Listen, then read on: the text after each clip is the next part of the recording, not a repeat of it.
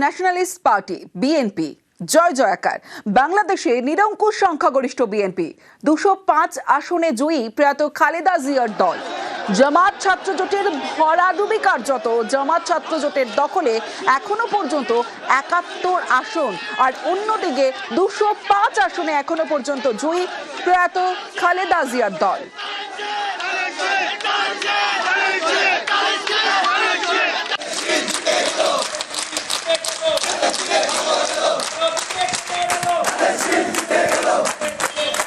প্রত্যেকের নজর ছিল, অর্থাৎ গোটা বিশ্বের নজর ছিল বাংলাদেশের ভোটের ফলাফলের দিকে, এবং গতকাল ভোটের পরেই যে ফলাফল, সেই ফলাফলের দিকে নজরে দেখা যাচ্ছে যে বাংলাদেশে সেখানে নিরঙ্কুশ সংখ্যাগরিষ্ঠতা। বাংলাদেশ ন্যাশনালিস্ট পার্টি বিএনপি 205 আসনে জয়ী প্রয়াত খালেদা জিয়ার দল। জামাত ছাত্র জোটের কার্যত ভরাডুবি। জামাত ছাত্র জোটের দখলে 71 আসন।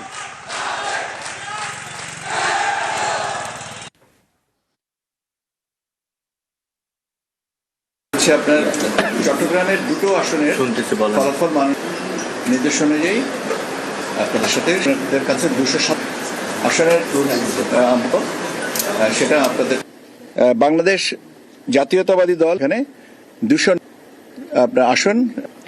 বাংলাদেশ জামায়াতে ইসলামী পেয়েছে, জাতীয় নাগরিক পার্টি এনসিপি পেয়েছে, বাংলাদেশ খেলাফত মজলিস পেয়েছে, ইসলামী আন্দোলন বাংলাদেশ পেয়েছে, গণ অধিকার পরিষদ পেয়েছে, বাংলাদেশ জাতীয় পার্টি বিজেপি পেয়েছে, গণসংহতি আন্দোলন পেয়েছে, খেলাফত পেয়েছে, আর স্বতন্ত্র আসন প্রার্থী আসন। বাংলাদেশের নয়া প্রধানমন্ত্রী তারেক রহমান। কাল প্রধানমন্ত্রী হিসেবে তারেক রহমানের শপথের সম্ভাবনা। 17 বছর পর দেশে ফিরে তারেক রহমানের বাজিমাত। পদ্মাপাড়ে একাই সংখ্যাগরিষ্ঠ বিএনপি জোড়া আসনে বিএনপি চেয়ারম্যান তারেক রহমানের জয়। খালেদার মৃত্যুতে সমবেদনার ভোট বিএনপির ঝুলিতে। জামাতের বিরুদ্ধে বাংলাদেশের রায়। বাংলাদেশের ভোটে জামাত ছাত্র জোটের লড়াই। বাংলাদেশে বিএনপি বনাম জামাত লড়াই। ছাত্র বিদ্রোহে গত বছর শেখ হাসিনা সরকারের পতন। ছাত্র বিপ্লবের বাড়তি সুবিধা পেল না জামাত শিবির।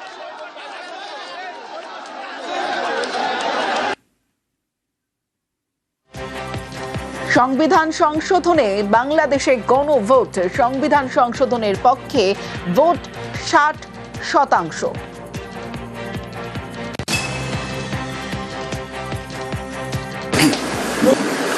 কাস্টেড ভোটের সংখ্যা হচ্ছে শতকরা 60 পরিবর্তনের পক্ষে হ্যাঁ ভোটে 4,74,400, না 2,25,65,600।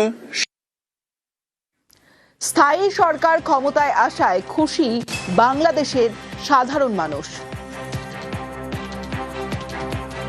আমি আবেগে আপ্লুত এবং খুব খুশি। স্বতঃস্ফূর্তভাবে বলতে পারি আমি খুবই এক্সাইটেড এবং খুবই খুশি।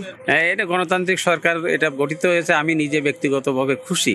আমার কাছে মনে হচ্ছে এটা ভালো ভোট হয়েছে। আগামী দিনে ভালো হবে, আপনাদের ব্যবসা বাণিজ্য, আমাদের ব্যবসা বাণিজ্য সবই ভালো হবে। বিএনপি সরকার আসলে অবশ্যই এটা দুই দেশের সম্পর্কের জন্য অনেক ভালো, এবং আশা করি এবং অনেক ভালো হবে, এটাও আমরা আশা করি। এবং আমি খুব খুশি যে বিএনপি সরকার ক্ষমতা আসছে।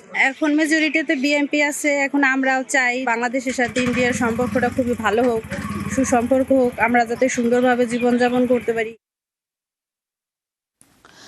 তারেককে অভিনন্দন মোদির। তারেক রহমানকে অভিনন্দন ভারতের প্রধানমন্ত্রী নরেন্দ্র মোদির। বিএনপির বড় জয়ে তারেক রহমানকে অভিনন্দন জানিয়েছেন মোদি। গণতান্ত্রিক প্রগতিশীল বাংলাদেশের পাশে ভারত। বাংলাদেশের সবাইকে নিয়ে চলার বার্তা নরেন্দ্র মোদির। আপনার নেতৃত্বে মানুষের আস্থার প্রতিফলন, এক্স হ্যান্ডেলে মন্তব্য করেছেন প্রধানমন্ত্রী। দুদেশের উন্নয়নে একযোগে কাজের বার্তা ভারতের প্রধানমন্ত্রী নরেন্দ্র মোদির।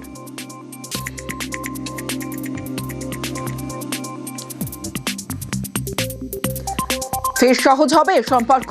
বিএনপি জয়ে ফিরবে ভারত বাংলাদেশের মৈত্রী। ভারতের সঙ্গে আগেই সুসম্পর্কের ইঙ্গিত তারেক রহমানের। বাংলাদেশের প্রধানমন্ত্রীতে দৌড়ে এগিয়ে তারেক রহমান।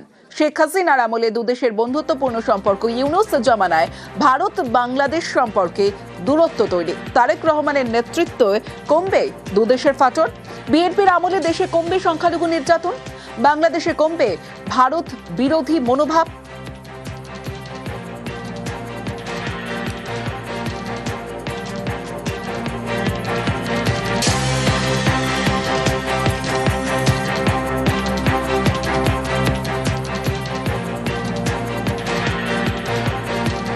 তারেক জিয়া কিন্তু একটা বার্তা দিয়েছেন নির্বাচনের আগে যে ভারতের সাথে আমরা সুসম্পর্ক বজায় রেখেই চলবো, আমরা কোনো নির্দিষ্ট রাষ্ট্রের প্রতি ঝুঁকবো না।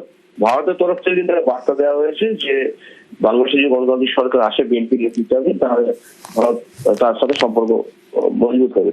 রাজ্যে বিএনপি জামাতে জোট ছিল 2001 থেকে 2006, সেই সময় কিছু ভারত বিরোধিতা হয়েছিল, সংখ্যালঘুদের উপর অত্যাচার হয়েছিল, কারণ জামাত ছিল জোট সঙ্গী।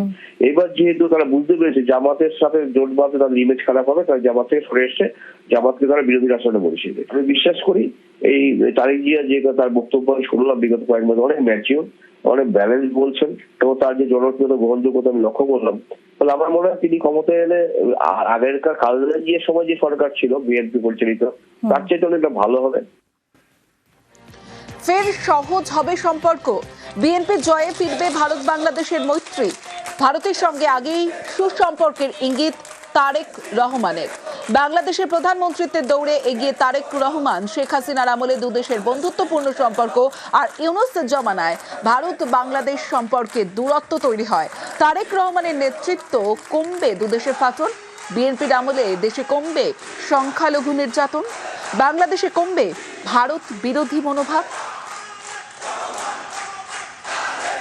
ভারতকে দেখতে হচ্ছে এভাবে কিভাবে এই নির্বাচন উত্তর পরিবেশ করে উঠবে। আমার মনে হয় ভারত দেখবার চেষ্টা করবে এই সরকার প্রথমত কি নীতি গ্রহণ করে। গণভোটের যে মুখ্য বিষয় ছিল জুলাই সনদের সমর্থনে ভোট না তার বিপক্ষে ভোট, তার পূর্ণ রূপটা কিন্তু আমাদের এখনো সামনে এসে পৌঁছয়নি। সংস্কারমুখী দিকগুলো এবং সংস্কার বিরোধী যেসব শক্তি রয়েছে, যার মধ্যে একটি রাজনৈতিক দল অংশগ্রহণ করেছে। সুতরাং এই গণভোটের বিষয়টাও কিন্তু সরকার দেখবার চেষ্টা করছে। নতুন যে রাজনৈতিক দল ক্ষমতায় আসছেন তারা কিভাবে এই বিষয়টাকে গ্রহণ করবে কি গ্রহণ করবে না, সেটাও ভারত সরকার দেখবে। সত্যি কি এই নির্বাচন জনগণের রায়ের প্রতি আস্থাশীল ছিল? যে নির্বাচন অনুষ্ঠিত হলো একটি প্রধান রাজনৈতিক দলকে নিষিদ্ধ করে, অভিযোগগুলোর সত্যতা যাচাই করবার অধিকার প্রত্যেক দেশের নাগরিকদের থাকার কথা।